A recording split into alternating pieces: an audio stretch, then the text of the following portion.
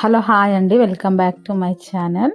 మేమైతే నిన్న శివరాత్రిని అయితే చాలా బాగా సెలబ్రేట్ చేసుకున్నామండి. అంటే మార్నింగ్ నుంచి ఫాస్టింగ్ ఉండి మళ్ళీ ఈవినింగ్ పూజ చేసుకున్నాము. ఇంకా నిన్న నాకు వీడియో పెట్టడానికైతే వీలు కాలేదండి. ఇంకా ఈరోజు మార్నింగ్ అయితే ఉపవాసం విడిచే ముందు ఇంకా నేనైతే చేసిన ఐటమ్స్ పరవన్నము, అదేవిధంగా నిమ్మకాయ పులిహోర, ఇంకా వంకాయ ఆలుగడ్డ టమాటా వేసి వండానండి. తర్వాతకి వైట్ రైస్ చేశాను.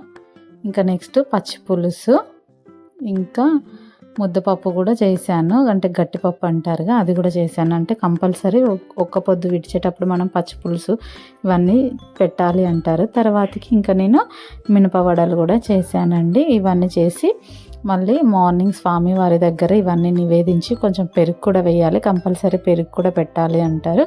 ఇవన్నీ పెట్టేసి అప్పుడు ఇంకా ఒక పొద్దు అనేది విడిచిపెట్టామండి స్వామివారికి. అవన్నీ పెట్టేసి నాకైతే చాలా బాగా అనిపించిందండి. కాకపోతే